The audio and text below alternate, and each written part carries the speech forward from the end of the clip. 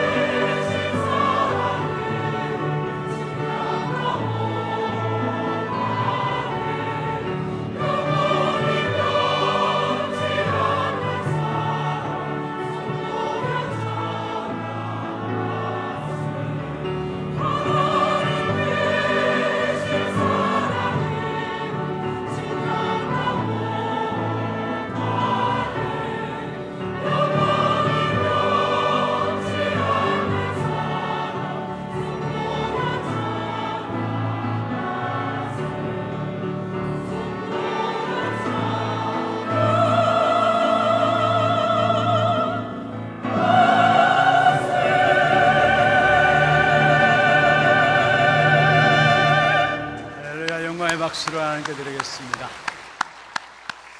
축복을 선언하겠습니다. 평안하십시오. 당신은 세계 살릴 선교사입니다. 만민을 위하여 길을 드십시다. 청량할 수 없는 하나님의 사랑, 영원히 변치 않는 하나님의 사랑이 오늘도 우리 모든 성도들에게 체험되고 누려지는 그런 축복의 예배가 되기를 주의 이름으로 축원합니다. 오늘 추수감사 주일이고요, 또 성찬 예식이 진행되어집니다. 특별히 그냥 한 해 동안에 하나님 우리를 인도하시고 축복하신 부분들에 대한 감사만 회복할 것이 아니라 사실은 우리의 일생을 바꾸는 감사가 오늘 예배를 통해서 회복되어지는 그런 축복의 시간 되기를 주의 이름으로 축원합니다. 우리가 감사할 수 있다라는 것은 뭔가 중요한 의미들을 가지고 있는 것이죠. 먼저는 정신적으로 건강하다는 뜻입니다. 다시 말하면은 누군가에게 하나님의 사랑과 은혜를 깨닫고 또 감사할 수 있는 것이고요, 또 우리가 감사할 수 없는 부분들은 정신적으로 무너졌다라는 것입니다. 그냥 단순히 감사할 수 없을 뿐만 아니라 그런 사람들은 뭔가 서운하고 뭔가 상처들이 가득 차 있고요, 그래서 시간 가면 갈수록 온통 분노와 또 여러 가지 염려와 걱정들로 살아갈 수밖에 없는 부분들을 보게 되는 것입니다. 특별히 현장에서 사람들 만나보면 오래된 일들인데 아직까지 마음에 가득 안고 있으면서 진짜 감사하지 못하는 부분들을 보게 돼요. 주신 축복만 해도 엄청난 것인데 그 축복을 보지 못하고 지난날의 서운한 것들, 상처받은 부분들만 붙잡고 있으면서 결국으로 영적으로 어려워지는 부분들을 보게 되는 것입니다. 영적 문제 있는 사람의 특징이 있다면 감사가 없는 겁니다. 정신적으로 무너진 사람들의 특징이 있다면 감사가 없는 것입니다. 반대로 우리가 진짜 감사할 수 있다면 그것은 하나님과 통한다는 뜻이죠. 악한 사단은 우리의 모든 것들을 문제로 가져오지만은 그러나 하나님의 성령께서 역사하시면은 그 모든 문제 속에서도 응답과 축복이 발견되게 되어 있는 것입니다. 그런 자에게 하나님은 응답뿐만 아니라 엄청난 기적의 역사를 행하시는데 시편 50편 23절에 말씀하고 있습니다. 감사로 제사를 드리는 자가 나를 영화롭게 하나니 그의 행위를 옳게 하는 자에게 내가 하나님의 구원을 보이리라. 여기 감사로 제사를 드리는 자에게 나를 영화롭게 한다 말씀하시면서 그러한 자들에게 하나님의 구원을 보이리라 말씀하고 있는 것입니다.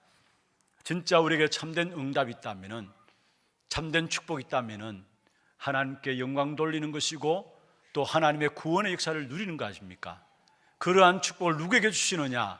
감사로 제사를 드리는 자에게, 감사함으로 나오는 자에게 그러한 축복을 주신다는 말입니다. 오늘 특별히 추수감사 예배를 통해서 진정한 감사를 회복하는 그런 축복의 시간들 되기를 다시 한 번 더 주의 이름으로 축원합니다. 오늘 제목을 끝까지 책임져 주시는 하나님입니다. 끝까지 책임져 주시는 하나님. 지난날에 하나님이 나를 인도하시고 축복하셨다면 오늘 또 나를 인도하시고 축복하시고 주님 앞에 가는 그날까지 끝까지 나를 책임져 주시고 축복하시는 하나님이시라는 사실, 그 사실을 알면은 진정한 감사와 찬송이 나올 수밖에 없는 것이죠. 그러면 먼저 첫 번째로 끝까지 책임져 주시는 하나님에 대한 부분을 살펴보기 위해서는 우리에게 주신 오늘 감사절기로서 구약 시대에 하나님의 택한 백성들인 이스라엘 백성들에게 한 해 동안에 3번은 하나님께 감사함으로 나오도록 절기를 정하셨어요. 그게 바로 신명기 16장에 나오고 출애굽기 34장에 나오는 내용들입니다. 그리고 구약 성경 곳곳에서 가장 중요하게 말씀하고 있는 부분들이 새 절기에 대한 부분들입니다. 그 첫 번째 절기가 무엇입니까? 바로 유월절입니다. 여러분, 유월절은 무엇을 기념하기 위한 절기인 걸 아시죠? 이스라엘 백성들이 400년 동안의 애굽의 노예 살아가고 있었는데 그 속에서 절대로 못 빠져나왔는데 거기서 해방되었어요. 그것을 가지고 유월절 절기라 이야기하는 것이, 다른 말로 하면은 무교절이라고 합니다. 다시 말하면은 그 어떤 능력을 행하도 그 애굽에서 빠져나오지 못했는데 출애굽기 3장 18절에 희생제사의 피 바른 날 애굽의 노예에서 해방받았습니다. 그것을 절대로 잊지 말고 기억하도록 하기 위해서 유월절을 이스라엘 백성들에게 지킬 것을 명령한 겁니다. 그 다음에 두 번째 절기는 무엇입니까? 맥추절입니다. 이스라엘 백성들이 애굽에서 빠져나와서 광야 길을 가는 동안에 사실은 죽는 줄 알았는데 그게 아니었어요. 바로 50일 만에, 유월절을 지킨 이후 50일 만에 밀을 수확하게 되고 그것을 감사함으로 하나님께 드린 절기가 바로 맥추절이고, 그래서 50일 만이니까 7주가 지난 후죠. 6월절 7주 지난 후에 오순절, 맥추절, 다른 이름으로 77절이라고 합니다. 77절, 다시 말하면 7주 지난 후에, 그 안식일 지난 후에 지켜지는 절기가 바로 맥추절, 그래서 77절이라고 하고요, 또 오순절이라기도 합니다. 그 오순절은 하나님이 하나님의 택한 백성들을 인도하시고 보호하셨다라는 사실, 그 사실에 대한 감사의 절기로 지키는 것이 바로 맥추절입니다. 그래서 지금 우리 한국 교계에서는 이 맥추절을 그렇게 그것을 의미를 담고 지내는 것이 맥추절이 아니라 반년 동안에 하나님께서 우리에게 지켜주셨음을 감사하면서 또 반년 동안 하나님 지켜주실 것을 바라보면서 감사함으로 나아가는 것이 맥추절 감사주일로 지키고 있어요. 그래서 맥추주일이 언제입니까? 7월 첫 주입니다. 6월 달까지 반년 동안에 하나님의 인도하심을 감사하면서 또 남은 반년 동안에 하나님이 축복하실 것을 바라보면서 맥추 감사주일로 거의 대부분이 그렇게 지키고 있는 것입니다. 그 다음에 이스라엘 백성들이 맥추절을 통해서 하나님의 인도하심만 받았을 뿐만 아니라 결국은 광야길을 가는 동안에 곡식을 거두어서 창고에 저장하고 나서 하나님께 감사함으로 예배 드렸습니다. 그것이 바로 수장절이고 그것을 우리 말로는 추수감사절이다, 그렇게 얘기합니다. 한 해 동안에 하나님께서 우리의 모든 삶을 축복하시고 인도하신 그 부분들을 감사함으로 하나님께 드려지는 예배, 그게 추수감사주일 예배인 것입니다. 그런데 사실은 신명기 16장 15절에 보면은 한 해 동안에 지난날 우리를 인도하신 부분에 대한 감사만 아니라 앞으로 복 주실 것들을 바라보면서 감사함으로 드린 절기가, 미래를 바라보면서 감사함으로 드린 절기가 수장절이었어요. 추수감사절이었어요. 그런데 이 절기들을 가만히 살펴보면은 단순한 절기가 아니라는 사실이에요. 이걸 단순한 절기로 알았기 때문에 그냥 이스라엘 백성들은 그냥 절기 지키는 것으로, 의식적으로 절기 지키는 것으로 지금 또 지켜지고 있습니다. 그래서 초막절에는 초막까지 지어놓고 이스라엘 우리 택한 백성들이 이렇게 어려운 가운데서 하나님께서 열매를 주시고 인도하셨다는 사실을 기념하면서 절기를, 초막을 지어놓고 절기를 지키는 것을 보게 돼요. 의식적으로 그냥 절기로 지키는 것입니다. 그리고 또 유럽이나 미국 같은 경우에는 이 절기가, 그 절기의 중요한 의미들을 잘 모르니까 그냥 축제입니다. 축제로 지내고 있는 것을 보게 됩니다. 그러면 유월절과 맥추절과 수장절은 전체가 우리에게 무슨 메시지를 던져주느냐? 하나님의 택한 백성들을 하나님께서 완전하게 보호하시고 인도하시고 역사하시는 것이 무엇이다라는 것들을 보여주는 것이 바로 유월절과 오순절과 수장절인 것입니다. 그런데 이 구약에 나오는 이 세 가지 절기가 신약에 바로 사도행전 1장에 예수님께서 중요한 것들을 제자들에게 남기시는데 그것과 연결되어져요. 이미 여러분 아시겠습니다마는 바로 갈보리산이 어떤 산입니까? 예수님께서 승리한 현장 아닙니까? 그게 갈보리산이거든요. 유월절에 예수님이 죽으심으로 말미암아 우리의 모든 죄로 인한 저주, 믿는 사람들은 사용하지 않습니다마는 불신자들이 말하는 운명과 팔자, 그리고 사단과 지옥의 건세에서 완전히 끝냈다라는 사실, 그게 바로 그리스도입니다. 사도행전 1장 1절에 나오는 그리스도입니다. 갈보리산 언약이죠. 그리고 사도행전 1장 3절에 보면은 감난산 언약이 나오는데요, 그 감난산 언약은 구약의 수장절에 대해서 해당하는 것입니다. 무슨 말입니까? 구원받은 자들의 배경이 하나님의 나라라는 사실, 천국이 배경이고 보좌가 배경이라는 사실, 그게 사도행전 1장 3절의 감난산 언약이죠. 이 천국의 배경을 가진 그러한 자에게 하나님이 이 땅에 살아가는 동안에 하나님의 나라의 일들을 명하셨는데, 그 하나님의 나라의 일들이 뭡니까? 바로 전도와 선교입니다. 그래서 사실은 수장절은 사도행전 1장 3절에 나오는 감난산 언약에 대한 부분들을 말씀하고 있는 것이고요, 우리의 배경이 보좌의 배경으로 이 땅에 살아가는 동안에 하나님의 나라들을 이루며 살아간다는 사실을 말씀하고 있는 것입니다. 그리고 사도행전 1장 8절에 마가다락방 언약이 있습니다. 그것은 바로 오순절에 성령이 임한 사건이죠. 그렇습니다. 구원받은 하나님의 자녀들이 하나님의 나라의 배경을 가지고 하나님의 나라의 일들을 위해서 나가는 걸음 속에 우리의 힘으로 안 되기 때문에 하나님은 우리에게 약속하신 것이 있습니다. 그게 뭡니까? 오직 성령입니다. 그래서 구원받은 자 속에 성령께서 함께 하시는 것입니다. 그리고 성령께서 함께 하실 뿐만 아니라 그 성령께서 함께 하시면서 우리를 보호하시고 인도하시고 역사하시는 것입니다. 그게 사도행전 1장 8절에 오직 성령, 초대교회가 시작되어진 부분들이죠. 사실은 사도행전 1장 1절 그리스도, 사도행전 1장 3절 하나님의 나라, 사도행전 1장 8절 오직 성령은 구약의 유월절, 오순절, 수장절과 연결되어진 부분들입니다. 그렇다면 그리스도, 하나님 나라, 오직 성령 또 무엇을 말합니까?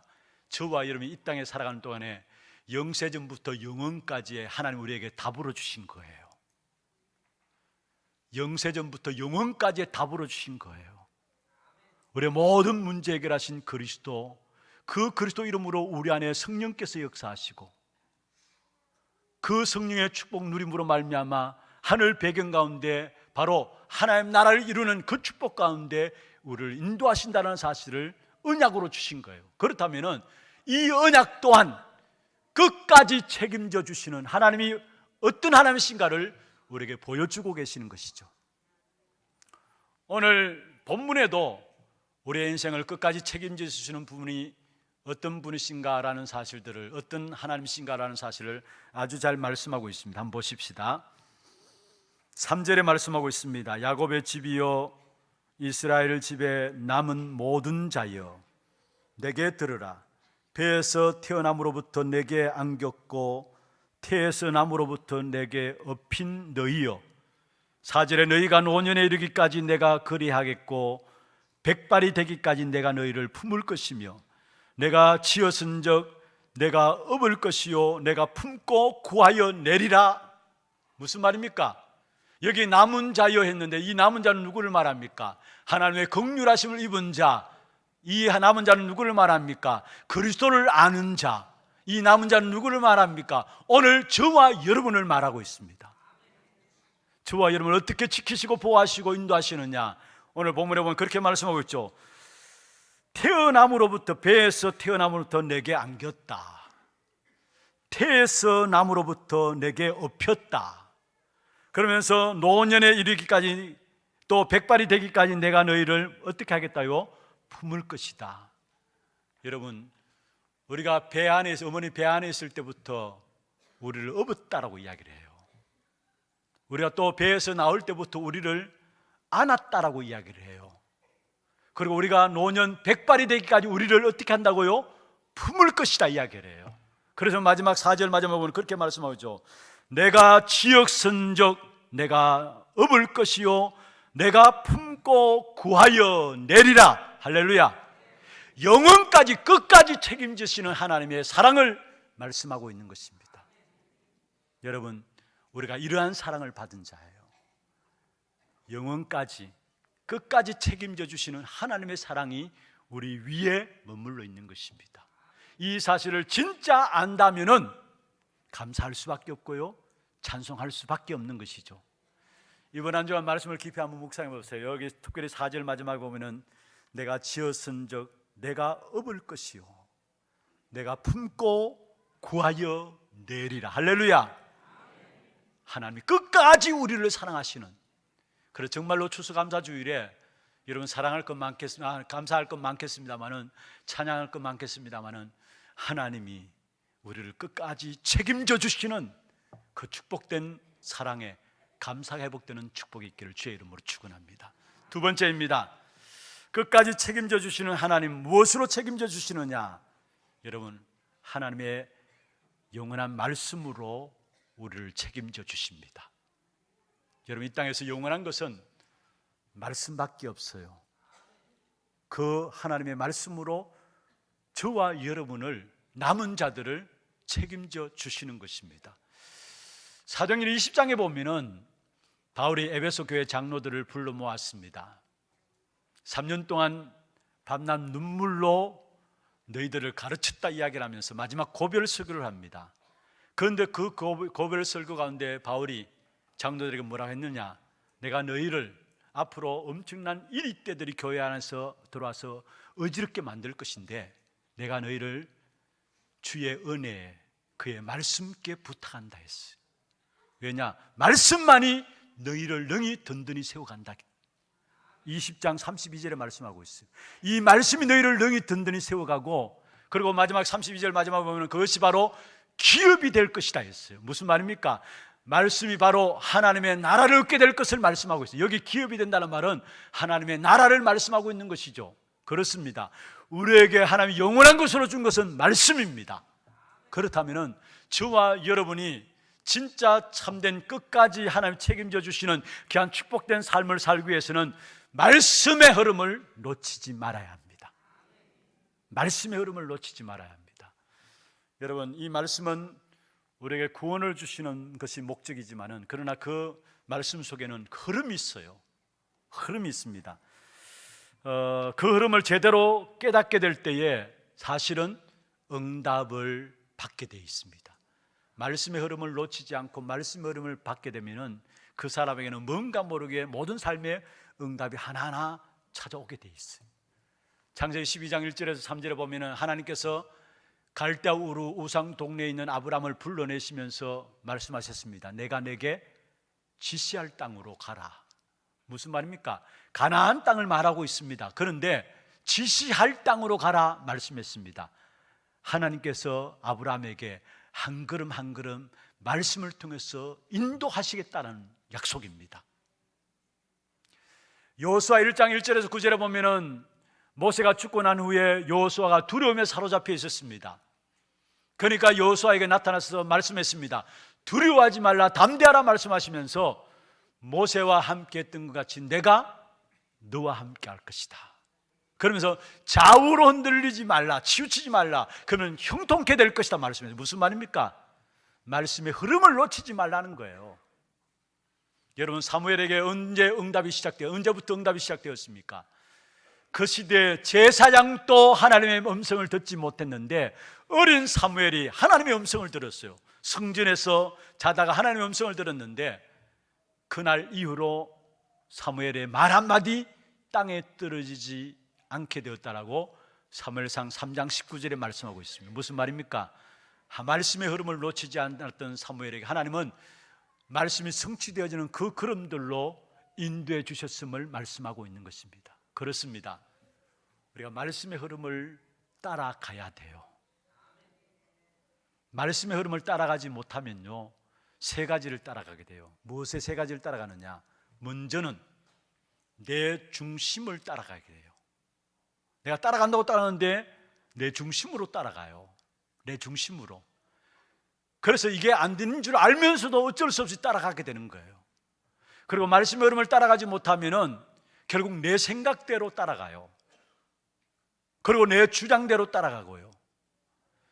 여러분, 교회 안에 말씀의 흐름 가지고 살아가야 되는데 그게 안 되어지니까 내 주장, 내 생각 가지고 살아가니까 다른 사람 주장도 생각도 있을 수 있잖아요. 그러니까 부딪히는 거예요. 그래서 신앙생활 하면서 인간관계 속에서 많은 갈등과 어려움 가운데 살아가는 것이 교회인들의 모습이에요. 왜 그렇습니까?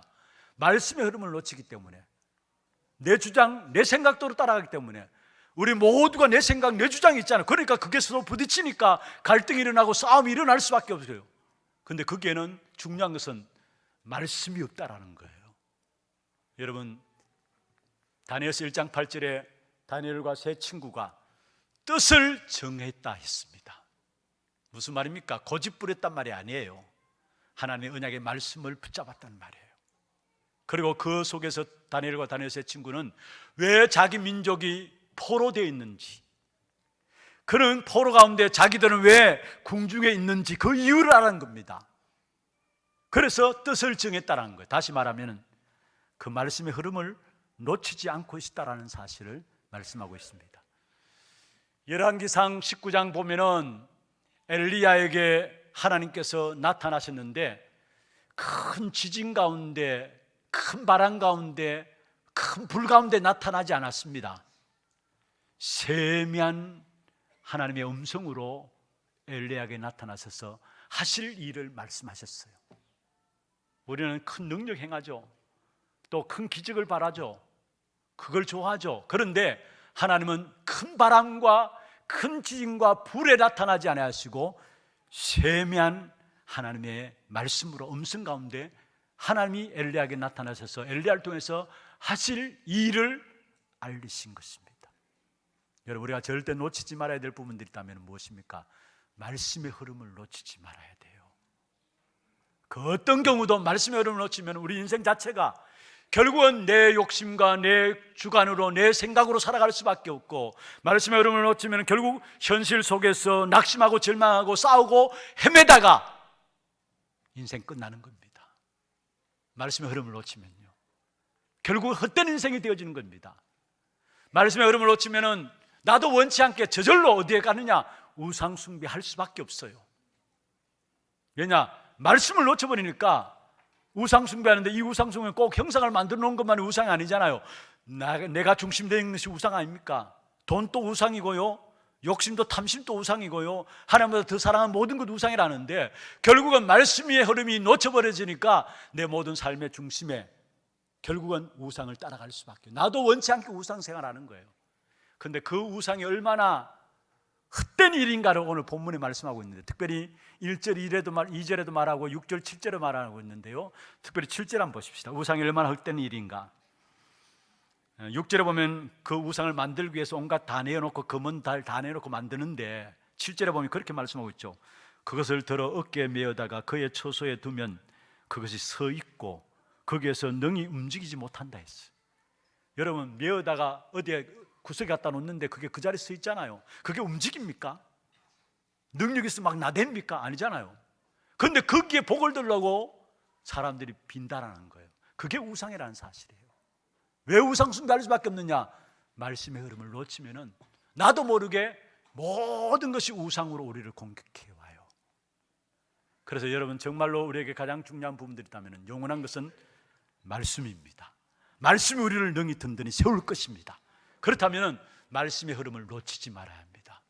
그리고 그 말씀의 흐름 속에는 복음의 흐름이 있어요. 복음의 흐름이 있어요. 그 복음의 흐름을 붙잡게 되면은 여러분, 모든 것이 다, 심지어 여러분 실수했던 것조차도 축복으로 와집니다. 복음의 흐름을 놓치지 않으면. 여러분, 성경에 보면은 도저히 이해 안 되는 일들을 하고 짓들을 한 사람들이 나와요. 그런데 어떻게 하나님의 축복을 받았느냐? 복음의 흐름을 놓치지 않았기 때문에 그래요. 다시 말하면 여러분 실수하는 것들조차도 응답으로 와지는 것이 뭐냐? 복음의 흐름 속에 있으면 그렇게 되어지는 거예요.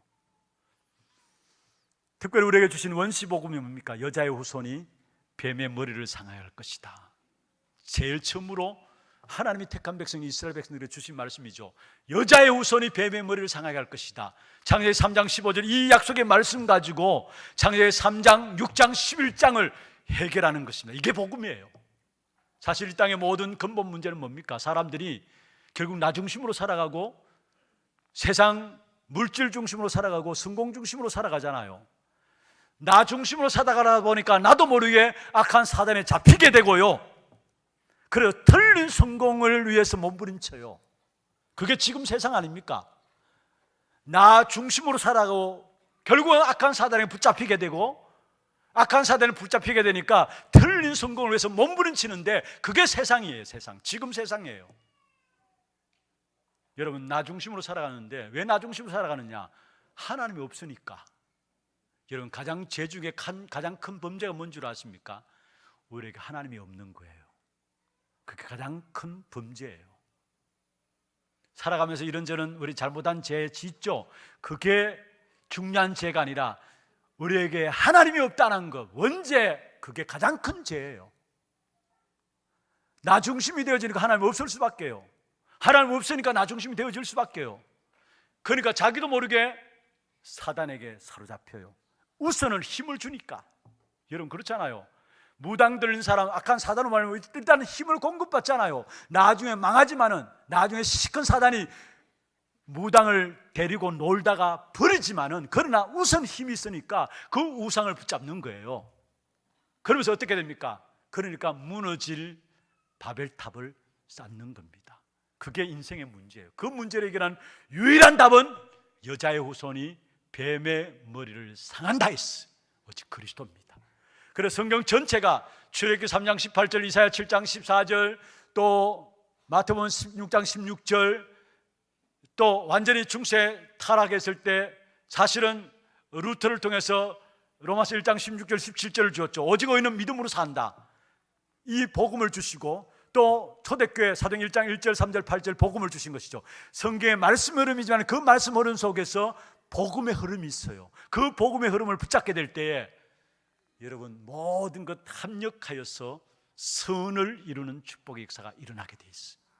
그리고 그 복음의 흐름을 붙잡게 될 때에 그때 비로소 여러분 모든 걸음걸음 속에 말씀이 성취되어지는 사실을 보게 됩니다. 이상하게 말씀이 성취돼요. 여러분 능력 없어도 상관없어요. 복음의 흐름 서 있으면은 그 속에 여러분 가는 걸음마다 말씀이 성취되어지는데 오늘 본문의 11절에 보십시오. 내가 동쪽에서 사나운 날짐승을 부르며 먼 나라에서 나의 뜻을 이룰 사람을 부를 것이라. 여기 먼 나라에서 나의 뜻을 이룰 사람을 부른다. 무슨 말입니까? 고레스 왕을 일으켜 세운단 말이에요. 고레스 왕을 말하고. 그러면서 뒤에 부분을 보면 이렇게 말씀하죠. 내가 말하였은즉 반드시 이룰 것이며 계획하신즉 반드시 시행하리라. 할렐루야. 내가 말했기 때문에 반드시 이루겠다. 내가 계획했기 때문에 반드시 시행하리라. 정령 이루고 반드시 시행한다는 말이에요. 행한다는 말이에요. 다시 말하면 여러분 복음의 흐름 속에 있으면은 그는 영원히 끝까지 든든히 세우는 것이 복음의 말씀이기 때문에 복음의 흐름 속에 있으면은 여러분 모든 걸음 속에 가장 귀중한 축복인 말씀이 성취되어지는 그 축복을 누리게 되어지는 것입니다. 우리에게 주신 가장 귀중한 선물이 있다면은 여러분 딴 게 아닙니다. 여러분 인생 다 살고 나서 마지막 남는 것이 있다면은 하나님 우리에게 주신 말씀만 남습니다. 히브리서 4장 12절에 하나님의 말씀은 살았고 활력이 있어 말씀했어요. 하나님의 말씀만 남습니다. 다른 모든 것들은 다 지나가요. 그래서 이사야 40장에도 말씀하신 것이지 그렇게 말씀하셨죠. 푸른 마르고 꽃은 시드나 나 여호와의 말씀은 영영이 서리라 하라. 그 말씀의 성취가 우리의 걸음 속에 이루어지는 이 사실, 이것 때문에 말씀 때문에 여러분을 끝까지 하나님은 책임져 주실 것입니다. 이것 때문에 감사하는 저와 여러분 되기를 주의 이름으로 축원합니다. 지금은 우리 인생의 모든 문제를 해결하신 우리 구주 예수 그리스도의 은혜와 하나님 아버지의 말로 닿을 수 없는 사랑하심과 성령님의 역사하심이 끝까지 책임져 주시는 하나님의 사랑에 감사와 찬양으로 나아가기를 원하는 사랑하는 죄종들 머리 위에, 이들의 가정과 산업과 자녀손들 위에, 모든 지교회와 선교지와 몸된 교회 위에 지금부터 영원토록 항상 함께 있을지어다. 아멘.